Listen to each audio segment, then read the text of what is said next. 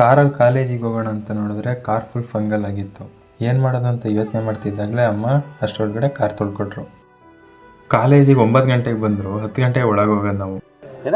ಮಳೆ ಬರ್ತಿಲ್ವಲ್ಲ ಅಂತ ಯೋಚನೆ ಮಾಡ್ತಿರುವಾಗಲೇ ಮಳೆ ಸಡನ್ ಸ್ಟಾರ್ಟ್ ಆಗಿಬಿಟ್ಟು ಏನು ಹೇಳೋಕ್ಕಾಗದಿರೋಂಥ ಸನ್ನಿವೇಶ. ನನ್ನ ಫ್ರೆಂಡಿಗೆ ವ್ಲಾಗ್ ಮಾಡೋ ಕಂಟೆಂಟ್ ಕೊಡೋ ಅಂದರೆ ಈ ಥರ ಸೈಕ್ ಕಂಟೆಂಟ್ ಕೊಡ್ತಾನೆ ನೋಡಿ. ನಾನೆಲ್ಲಿ ಓವರ್ಟೇಕ್ ಹೊಡಿತೀನಿ ಅಂತ ನನ್ನ ಫ್ರೆಂಡ್ ಸೈಡೇ ಕೊಡ್ತಿಲ್ಲ. ದೇವ್ರು ನಿಂಗೆ ಒಳ್ಳೇದು ಮಾಡ್ತದ ನಿಂಗೆ ಜನ್ಮಕ್ಕೆ ಹೋಗೋ ಅಂತ ಹೇಳಿ ನಾವು ಹೊಟ್ವಿ ಸೆಲೂನಿಗೆ ಹೋದಾದ್ಮೇಲೆ ಗೊತ್ತಾಯ್ತು ಇವತ್ತು ಮಂಗಳವಾರ ಅಂತ. ಇನ್ನೇನು ಮಾಡೋದು ಅಂತ ನಾವು ಹೊಟ್ವಿ ಮನೆ ಕಡೆ. ನಾನು ನನ್ನ ಫ್ರೆಂಡನ್ನ ಕರ್ಕೊಬಂದಿದ್ದೆ, ಅದಕ್ಕೆ ಒಟ್ಟಿಗೆ ಊಟ ಮಾಡೋಣ ಅಂದ್ಕೊಂಡೆ. ಹೋಟೆಲಿಗೆ ಹೋಗಿ ಕೂತ್ಕೊಂಡು 1/4 ಗಂಟೆ ಆದರೂ ಇನ್ನೂ ವೇಟರ್ ಬರಲಿಲ್ಲ. ನಾನು ಇಡ್ಲಿ ತೊಗೊಂಡು ತಿಂದಾದ್ಮೇಲೂ ನನ್ನ ಫ್ರೆಂಡ್ ಇನ್ನೂ ಮೆನುನೇ ನೋಡ್ತಾ ಇದ್ದ. 1/4 ಗಂಟೆ ಮೆನು ನೋಡಿದ್ಮೇಲೂ ನನ್ನ ಫ್ರೆಂಡ್ ಏನೂ ತೊಗೊಳ್ಲಿಲ್ಲ. ಆಮೇಲೆ